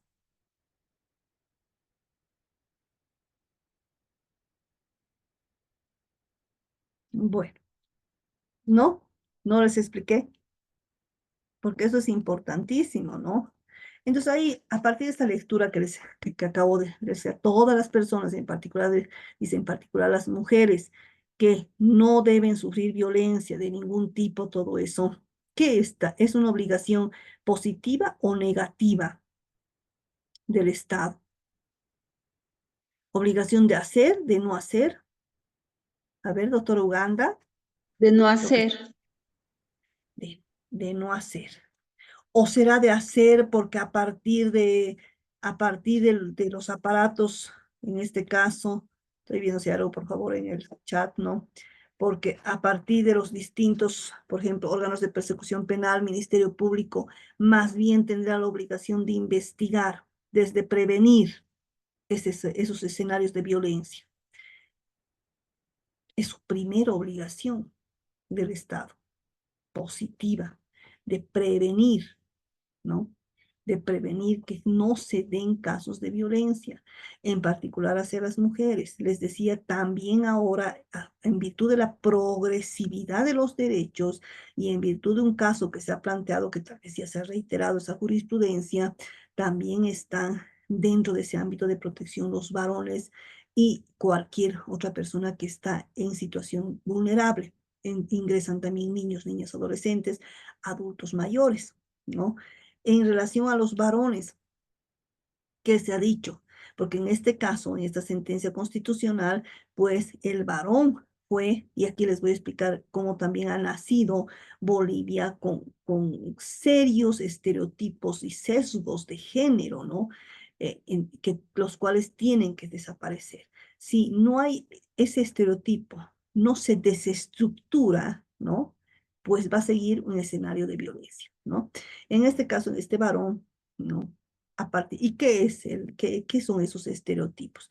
Los estereotipos son concepciones que uno se forma, lamentablemente, culturalmente, socialmente, y se arraigan en las sociedades, ¿no? Y se naturalizan en las sociedades. Por ejemplo, que no sé si todavía hay, yo creo que sí, por eso se dan escenarios de violencia, que el hombre es el que trabaja y la mujer es la que se queda en la casa, ¿no? Que no sé, que incluso recuerdan desde los colores, ¿no es cierto? Desde los colores, rosado para la mujer, celeste para el varón. Es cosa, felizmente, yo ya estoy viendo hace años de que ya no es tan así, ¿no? Lo cual es excelente, aunque no crean que parece algo intrascendente, es trascendente. Todo eso son todo eso es el género, ¿no? El género, por eso se dice con perspectiva de género, juzgar con perspectiva de género, porque por el género son esos roles asignados socialmente, culturalmente, todo eso que dan lugar a patrones de discriminación y de violencia estructural, ¿no? Y eso ha surgido desde el caso Campo Algodonero. Bueno, para concluir, porque no es el tema, bueno, puede ser el tema, pero los derechos, ¿dónde no están inmiscuidos, ¿no? Pero les decía que sí se puede, por ejemplo, y se ha hecho una interpretación progresiva del artículo 5 de la ley 348, señalando que sí se puede, más bien que los hombres están protegidos por la ley 348 cuando se dan dos supuestos, cuando hay un escenario de vulnerabilidad que tiene que ser comprobado y cuando se compruebe que ha sido víctima de violencia de género. En este caso, el varón es el que se quedaba en la casa y la mujer salía a trabajar. Situación aprovechada, ¿no? Y que se dio un escenario de violencia, ¿no? Entonces, miren la importancia que tiene. Es una obligación de hacer. Y aquí justamente está vinculado a la debida diligencia que ha surgido en un contexto internacional, desde el caso Campo Algodonero versus México, desde el caso Brisa Angulo, ¿conocen el caso Brisa Angulo? Es un tema muy, muy sensible. En otro caso, MZ, ¿no? Versus Bolivia, que también ha llegado a la Corte Interamericana, ¿no? Entonces ahí se ha ido estableciendo la debida diligencia y la obligación que se tiene de proteger a la mujer, ¿no? De proteger a la mujer, porque obviamente ahí, desde el caso Campo Algodonero versus México, ha establecido la Corte Interamericana que este asunto de violencia, ¿no? En razón de género es un problema estructural. Es decir, ¿qué quiere decir estructural? Que parte desde la misma familia, ¿no? Que parte desde la misma cultura, lamentablemente, ¿no? Y desde lo social, está socialmente arraigado. Y eso obviamente tiene que desaparecer, ¿no? Y a propósito también, les decía de este caso, por ejemplo, ya vamos a ir concluyendo nuestra clase, de este caso MZ, esos obviamente son sus iniciales para protegerla, MZ versus Bolivia, es una mujer agredida sexualmente, ¿no? Esta mujer agredida sexualmente incluso renunció, ¿no? Renunció a cualquier responsabilidad que se pueda determinar contra su agresor, pero a cambio exigió y dijo que el Estado boliviano tiene que adoptar un compromiso, ¿no? Un compromiso serio de establecer acciones positivas, justamente hablando de esto, acciones positivas, para que no se den estas situaciones de violencia. ¿Qué pasó con esta jovencita? Que llegó, porque no logró, obviamente, justicia en nuestro ordenamiento jurídico, dentro de en Bolivia, ¿no? Y por eso llegó hasta la Corte Interamericana, ¿no? Pues esta señora, jovencita, alquilaba una vivienda, ¿no? Alquilaba una vivienda y el hijo de la propietaria, ¿no? Ingresa por la ventana, ingresa y la agrede sexualmente, ¿no? Y les decía que ha renunciado a cualquier indemnización o cualquier reparación, porque ustedes saben que establece la Corte Interamericana reparaciones integrales, pero que a cambio de que el Estado tome medidas concretas, ¿no? Lo peor es que aquí se juzgó pues con estereotipo, ¿no? Que es otra obligación que no debe darse en absolutamente ningún contexto. Ahí es una obligación negativa, más bien que se tiene que juzgar de forma totalmente que sea despojada de cualquier preconcepto sobre los atributos o características de la persona, ¿no? Porque ese es el estereotipo, es una preconcepción sobre la característica que pueda tener una persona o pueda tener un grupo, ¿no? Por ejemplo, en el caso, les decía, del varón, de que se le ha dado la razón porque realmente se ha comprobado una violencia en razón de género. ¿Qué sería estereotipar en ese caso y decir, pero es imposible que una mujer ejerza violencia? ¿No? ¿Por qué? Porque el hombre es más fuerte. Es un estereotipo, ¿no es cierto? ¿Y qué pasó volviendo a este caso MS versus Bolivia? ¿Dónde se dieron los estereotipos? Se señaló, por ejemplo, entre otros aspectos, de que la mujer era más grande, ¿no? De que aparentemente tenían una relación sentimental, ¿no? De que, sí, eso básicamente, sí, de que era más grande, eh, y bueno, una serie de cosas, esas dos me acuerdo, ¿no? Entonces, aquí hubo, y ahí fue todo ese compromiso del Estado boliviano a través de las obligaciones que adopta, además, esto lo van a ver en el control de convencionalidad, que adopta el Estado boliviano a partir de suscribir instrumentos internacionales de derechos humanos y a partir de reconocer competencias de las cortes, ¿no? No es que solamente reconoce y listo, o ratifica instrumentos y ahí se queda, no, ello le obliga, tiene dos obligaciones el Estado boliviano, respetar y garantizar. Son esas dos obligaciones. ¿Dónde están? Desde el artículo 1, antes de que se hable de los derechos, en el artículo 1, lo primero están las obligaciones que tiene el Estado. Y ahí les decía, entre otras obligaciones positivas que se estableció, fueron programas pedagógicos, ¿no? De estos escenarios de violencia que se dan hacia la mujer, la protección de los derechos que tiene que haber con perspectiva de género, ¿no? Organizar talleres, difundir todo esto a través de cartillas, etcétera, ¿no? Crear también se creó, al final no sé si se creó o no, pero dentro de sus obligaciones estaba, ¿no? Crear una unidad especializada justamente para atención de las víctimas de violencia sexual, porque ¿qué pasaba en este caso? No le creían, ¿no? No le creían y decían imposible, o tráigame pruebas, ¿no? Lo cual no es posible, ¿no? Otros casos de estereotipo que también se han dado, estamos hablando siempre de Bolivia, les decía, es el caso de Brisa Angulo, ¿no? Brisa Angulo Lozada versus Bolivia. Esta niña prácticamente tenía 16 años, ¿no? Y igual agredida sexualmente por su primo, que fue acogido en la familia de ella, ¿no? Era como un hermano, pero no fue así, ¿no? Y los estereotipos fueron de que se cambie, por ejemplo, lo condenaron, lo absolvieron, ¿no? Lo absolvieron primero, pero lo absolvieron porque ahí señalaron y dijeron de que era difícil de que se habría producido una violación porque Brisa tenía un carácter muy fuerte, por ejemplo, ¿no? Entonces ahí la Corte Interamericana se pronunció y obviamente condenó todo ese juzgamiento con estereotipo de género y declaró obviamente responsable al Estado boliviano por muchos delitos, ¿no? Su integridad física, vida privada, también hubo revictimización, etcétera. Y dijo en relación a esos estereotipos, por ejemplo, y este estereotipo específico de que, entre paréntesis, tenía una personalidad fuerte, porque así dijo, de que, ¿qué es esta? ¿Cuál es el mensaje implícito? Dijo la Corte Interamericana, que la víctima, ¿no? de una agresión sexual tiene que ser débil, ¿no? Porque si no está en situación de debilidad, ¿no? Tiene que mostrarse débil, indefensa, etcétera, pues no puede ser agredida sexualmente. ¿No? Entre otras cosas. Es un caso muy bonito. En cuanto al fondo, aquí está la debida diligencia. Y en este caso, una debida diligencia reforzada porque estamos hablando de una menor de edad, ¿no? Por ejemplo, Brisa Angulo fue sometida a más de 2 exámenes médico-forenses, ¿no?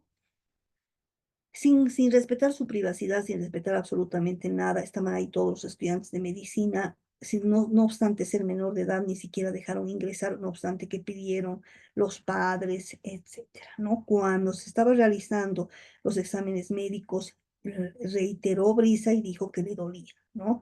Que le dolía y tampoco pararon. O sea, cosas así que no pueden ser ya admitidas en un estado, ¿no? Y obviamente también condenó que no se ve, y ahí también surge la perspectiva de género, que estos casos se tienen que juzgar con perspectiva de género y sin estereotipos, ¿no? Bueno, hay muchos casos de estos, y esto ha sido a propósito de poquito comentarles de las obligaciones positivas y negativas que se tienen, ¿no? Y otro caso que les voy a comentar ya para cerrar la clase es el caso IB. ¿Conocen el caso IB versus Bolivia? Vamos a ver mañana un videito también de IB versus Bolivia. Pero vamos a prestar mayor atención a este caso José Carlos Trujillo Orosa para que vean la importancia que tiene el derecho a la vida, la importancia que tiene el no torturar. Qué terrible. La tortura es un derecho absoluto. No puede limitarse bajo ninguna circunstancia, bajo ninguna circunstancia. Estado de guerra, estado de sitio, no sé, no es posible, ¿no? Es el acto, les adelanto algo de lo que dijo la Corte Interamericana, es el acto más denigrante, ¿no? Y más ultrajante de la dignidad de una persona, ¿no? Este José Carlos Trujillo Orozo lamentablemente lo torturaron prácticamente hasta matarlo, ¿no? Como habrá sucedido con tantas otras personas, y se ha llegado este caso a la Corte Interamericana de Derechos Humanos, ha sido gracias a la madre, ¿no? Que ha hecho una lucha que fue de 25 años y logró obviamente este fallo, logró una reparación integral, pero como ella dice en el video, ¿no? He logrado algo, dice, pero no he logrado lo más importante que es que se recuperen, que sepa dónde está mi hijo, ¿no? Porque así murió sin saber dónde está su hijo, ¿no? Por eso se optó por este nombre, ¿no? Este nombre juris de desaparición forzada, porque sabemos que no hay desapariciones forzadas, lo que hay es que los matan, ¿no es cierto? Y vamos a ver un poquito del núcleo esencial también de lo que significa la desaparición forzada. Entonces, todo ese, digamos, íter crímenes que se realiza hasta que la persona lamentablemente la mata, ¿no?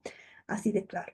Bueno, y esto para concluir en el caso IB versus Bolivia, les decía también, Aquí hay una obligación que ya está establecida en la ley 173 también, y hay que tener tanto cuidado lo que está en el ámbito de la medicina en relación al consentimiento informado. Lo voy a volver a repetir este caso mañana para que veamos el video, ¿no? Es una señora peruana, ¿no? Que ingresa al Hospital de la Mujer de La Paz, está embarazada, está a punto de dar a luz, ¿no? Y sin consulta, sin ninguna consulta, sin el consentimiento informado, que es obligatorio, proceden a ligarle las trompas. Y le ligan las trompas de forma definitiva, porque ha habido dos modalidades, ¿no? Digamos que una provisional, no debe ser el término médico adecuado, una provisional y otra definitiva, ¿no? ¿Por qué? En el juicio dijo, ¿no? El galeno, de que existían múltiples adherencias, que era difícil que se iba a volver a embarazar, que podía correr el riesgo su vida, etcétera. Pero son aspectos que nunca sé, que comprobaron, y aparte de ello, ¿no? Ella estaba plenamente consciente y se le tenía que preguntar. Ahí viene también otro derecho, los derechos sexuales y reproductivos. ¿Quién los tiene? ¿Quién tiene que definir? La mujer, aún estando casada, ¿no? Quien define y quien tiene que dar el consentimiento, a no ser que no pueda porque no está en pleno conocimiento de sus facultades, es la mujer, ¿no? Y en este caso sucedió ello, que no fue consultada de manera previa, como dicen, libre, informada respecto, en este caso, a una esterilización definitiva, y se enteró luego, ¿no? Y eso le causó a esta persona, y si se ve en la audiencia, ¿no? Se le causó realmente un impacto terrible, ¿no? Porque ella quería tener más hijos, ¿no? Es más, esta, pues, es su libre desarrollo de la personalidad, ¿no? Y sus derechos sexuales y reproductivos que están en juego, porque ya creo que tenía 3 hijos, pero ella buscaba un hijo varón, ¿no? Bueno, eso les comento. Un adelanto, mañana vamos a ver con más detalle este caso con un videíto y el caso José Carlos Trujillo Orosa, y vamos a ver algunos derechos a lo que nos alcance el tiempo, además, porque ustedes saben que tenemos un catálogo, pero por demás vasto ¿no? Y realmente muy completo, ¿no? De lo que está, obviamente, a lo que se cumple, puede distar mucho, ¿no? Pero bueno, aquí en el ámbito académico, yo les doy toda esta teoría tan bonita, independientemente de que podemos conversar en relación a casos concretos. Bueno, ¿tienen alguna pregunta, alguna cosa, colegas? Entonces, mañana, positivo, dice, no sé a qué se referirá, me imagino. No sé por qué no puedo borrar herramienta. Ahí, aquí está. Esto, me imagino esto. Lo estoy pudiendo.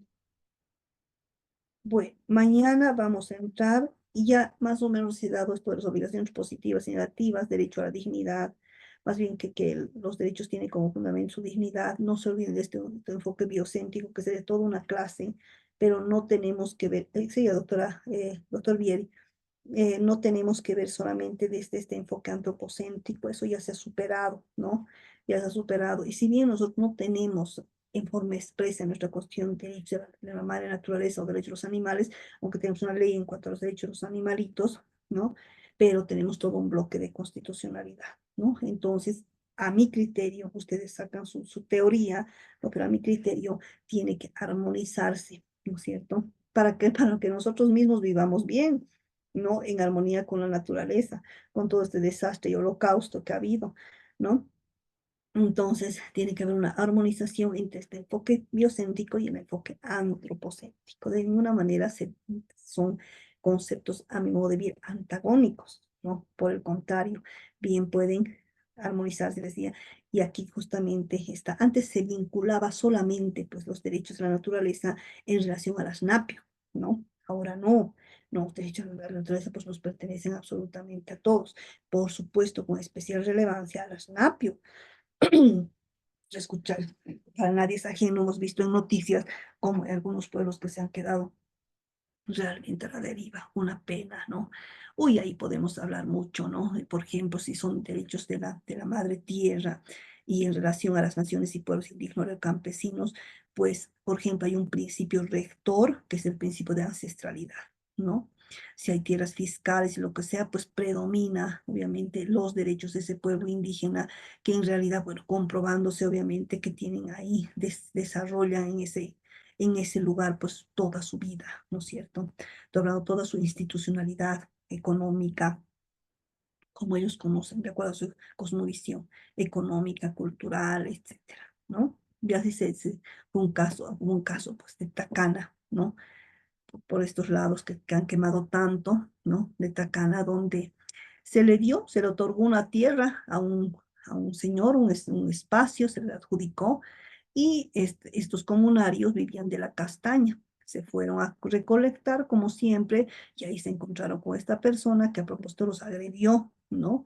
Los botó con palos, etcétera. Todo eso. Y bueno, pues esta es una sentencia progresiva, se formuló la acción correspondiente ante el Tribunal Constitucional y, como les decía, entre otros aspectos, pues prevaleció el principio de ancestralidad, el principio de cosmovisión que tienen que tener estas personas, el derecho que tienen a conservar sus territorios, porque aquí hay una relación inescindible entre tierra, territorio y territorialidad. Y más bien muchos autores hablan de deudas históricas que se tiene por esta etapa de censitaria y que las napios estaban, no, ni siquiera se los conocía, ¿no? De que ahora corresponde justamente reivindicar y restablecer los derechos que no tienen y los que tienen, pues no cercenarlos, no quitarlos. Bueno, eso, por favor, disculpe, doctor, adelante. Doctora, buenas noches. Conforme a lo que había mencionado sobre la actuación y obligaciones positivas del Estado conforme a la dignidad, había mencionado sobre cómo se puede trasladar la ley 348 a los derechos del hombre, ¿no? Porque ahora la ley, conforme al artículo 7 de esta ley 348, existen diferentes clases de violencia, no solamente la sexual, también la violencia política, la violencia económica, la violencia familiar. Entonces, en base a esa situación es que si es una obligación del Estado promover socialmente, favorecer el desarrollo de la persona, también hay que considerar de que la ley ahora a la mujer le da como una defensa más amplia de sus derechos y al hombre no hace esa distinción. Es más, el artículo 272 bis del Código Penal establece el feminicidio, el que matara a una mujer. Pero ¿qué pasaría si se invierte esa situación de que el que mate a un hombre? Entonces no hay esa distinción del que, bueno, estos derechos tienen que dar también esta fundamentación en la dignidad de la persona, porque la persona de forma genérica es un hombre y una mujer. Entonces, no sé si también sabe de las modificaciones que ha tenido la ley adjetiva penal con la ley 1448 del 4 de julio de 2022, donde es más en delitos de carácter sexual, da la prohibición expresa de que puedan cesar a la detención preventiva, de que puedan tener algún otro beneficio dentro de ejecución penal. Entonces, bajo esta obligación positiva del Estado de desarrollar políticas, sería bueno también que se promueva los derechos hacia el hombre. Entonces, mi pregunta, doctora, es conforme a lo que había mencionado, es cómo se puede trasladar la protección de los derechos o la protección de medidas de protección que establece la 348 en cuestiones de un hombre. Eso, doctor. Interesante. Y ya, a ver, larguito les voy a comentar. Feminicidio. ¿Por qué se ha creado esa figura del feminicidio? ¿No? Porque obviamente se pone fin, ¿no? A la vida de una persona, en este caso mujer, por eso, por el hecho de ser mujer, ¿no? ¿Y por qué? Porque hay una discriminación en razón de género, ¿no? Les decía que el género son roles asignados socialmente. ¿Qué van a escuchar ustedes en la tele? ¿Qué van a escuchar en la tele cuando hay un feminicidio? ¿Por qué la mató? Porque la mujer estaba con otra pareja, porque ya no quería estar con él, cosas, ¿no es cierto?, que son claros, ¿no es cierto?, claros sesgos de género, ¿no? Roles de género estructurados, ¿no? Y claro, si no vas a estar conmigo, pues no estás con nadie, ¿no es cierto? Son roles de género, construcciones sociales que han dado lugar lamentablemente a discriminaciones, ¿no? Y han dado lugar a que después se desencadenen estos hechos tan lamentables.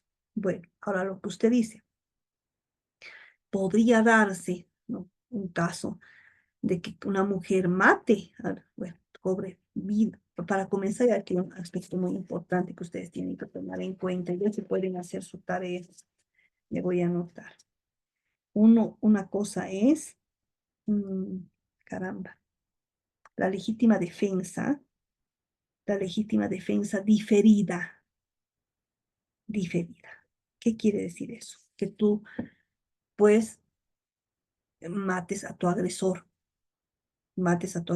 pero como consecuencia de la violencia sistemática que se ha realizado. Y eso está en un estándar del sistema universal, ¿no? Del MESEFI, ¿no?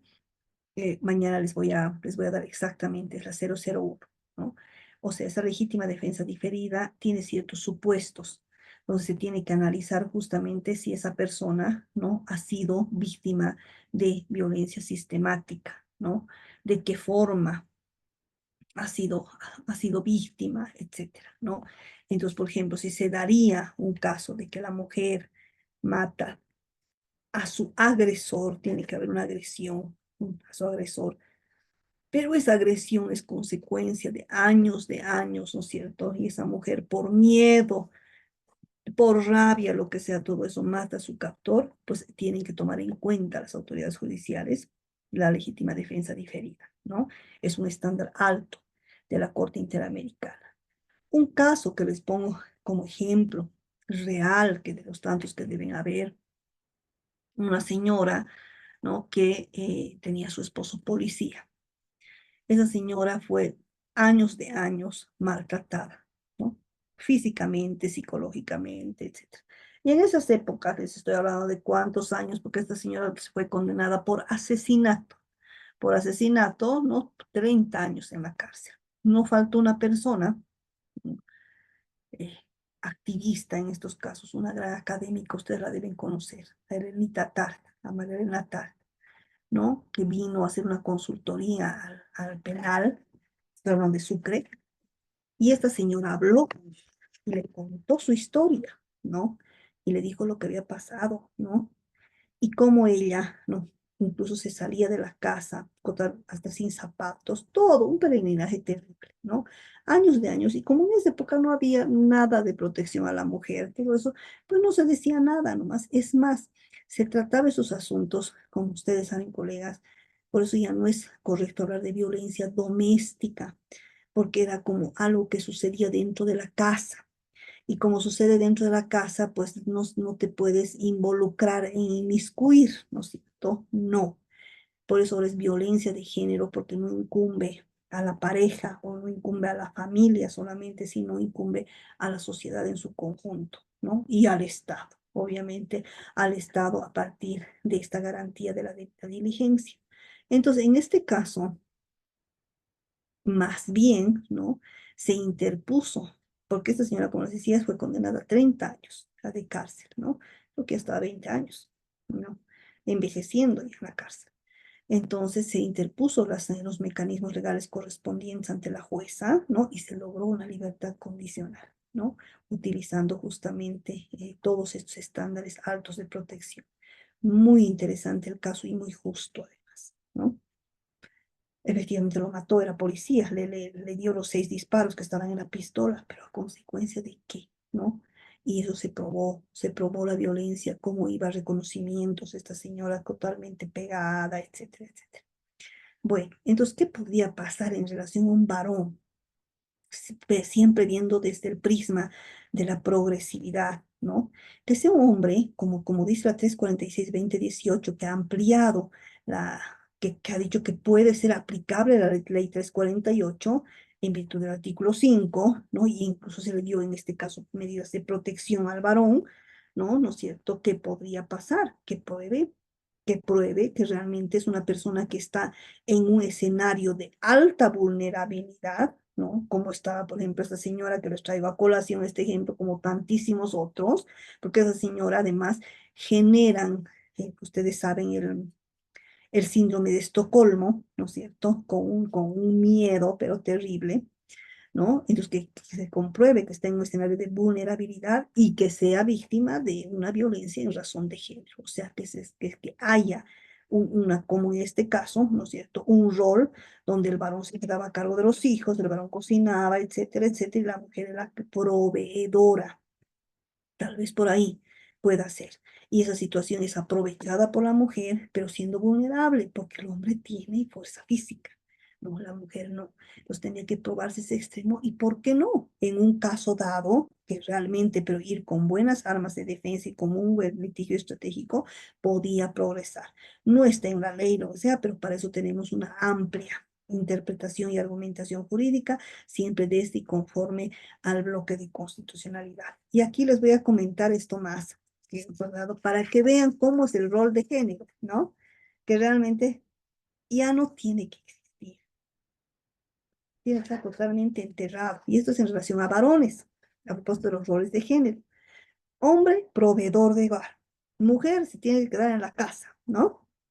Como les digo, yo pienso que ya ha habido una progresividad en relación de ello, ¿no? Las mujeres ya salen, además ya hay leyes en cuanto, incluso en el orden político, el ejercicio de los derechos políticos, sabemos la paridad, tantas cosas, ¿no? Pues ha habido un progreso, pero no sé hasta qué punto todavía una igualdad formal. Yo lo dudo por tantos casos que vamos viendo en la televisión. Bueno, para nadie es desconocido. En este caso, había era el Código de Seguridad Social, exacto, Código de Seguridad Social, creo que el 2003, donde demandaron la inconstitucionalidad de este artículo y decían de que la persona puede, más bien la mujer, la esposa, puede asegurar al marido, puede asegurar al esposo, todo eso, pero que tiene que probar ese esposo, ¿no? Una situación de invalidez o incapacidad. Si no, no puede, ¿no? Y también puede hacerlo en relación al padre, decía, pero el padre también tiene que ser inválido, ¿no? Tiene que haber una declaración de invalidez o de incapacidad. ¿Qué rol de género se encierra ahí? ¿Qué rol discriminatorio se encierra ahí?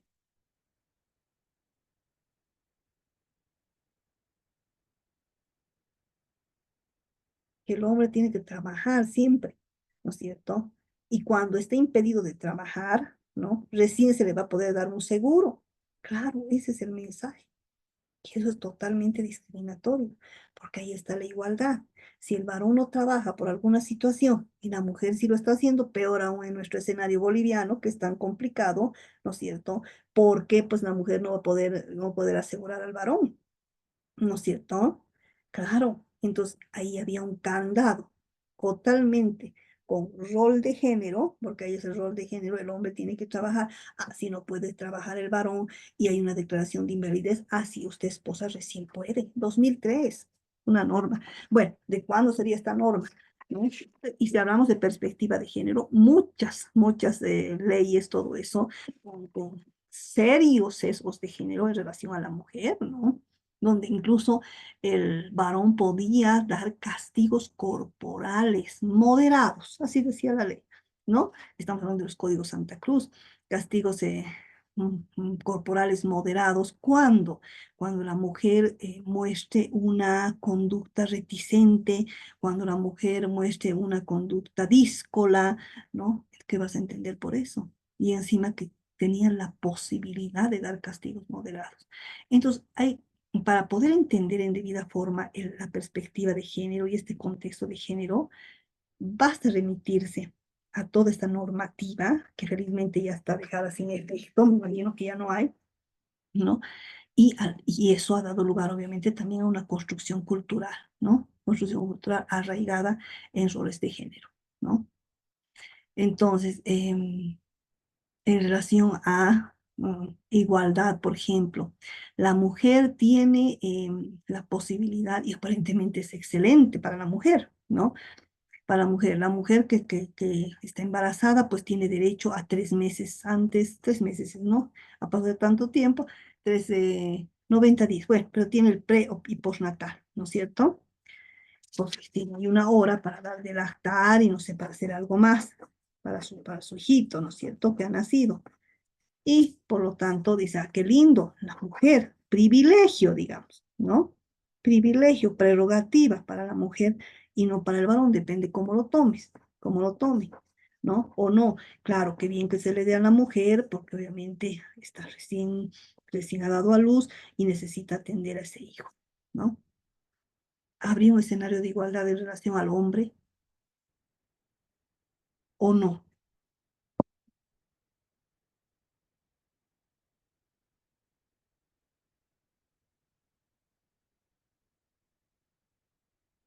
¿Quién estaría en desventaja?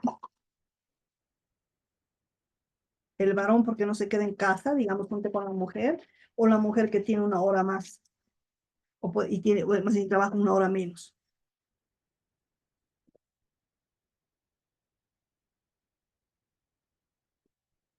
Si vamos por un escenario de igualdad, efectivamente la mujer tiene que atender al bebé por, no sé, por cuestiones hasta de amamantar, ¿no es cierto? Pero si vamos a un escenario de igualdad, tanto debe gozar hombre como mujer, ¿no?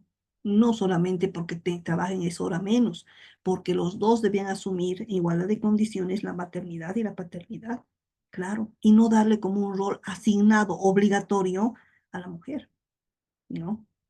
Que se dan cuenta. Entonces, y también para que ese varón vaya a la casa una hora antes, no trabaja una hora antes, y disfrute también de ese niño, y disfrute de su paternidad. ¿Opinan igual?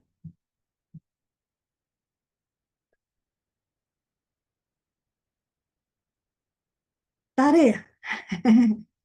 Bueno, algo más. Qué lindo es el derecho, ¿no? En teoría. Y los derechos, los derechos. ¿Alguna pregunta, algún comentario?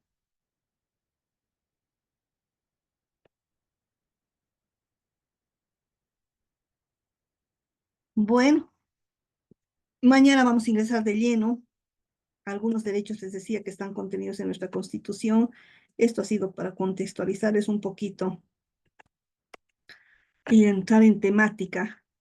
Y mañana ya vamos a ver los derechos, algunos con más detalle, que los considero no que sean más importantes, sino que el desarrollo jurisprudencial a nivel interamericano es muy interesante, entonces considero que vale la pena desarrollar de mejor forma, con más amplitud.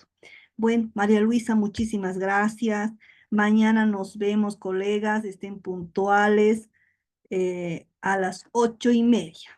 Gracias, doctorita, dice el doctor Vieri, a usted las gracias y a cada uno de ustedes, a cada uno y una de ustedes, ¿ya?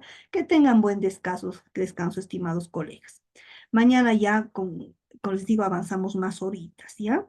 Ahora pedagógicamente considero que 2 horas está muy bien. Muchas Bueno. gracias, doctora. Agradecerle primeramente por habernos acompañado en esta primera sesión. Siempre es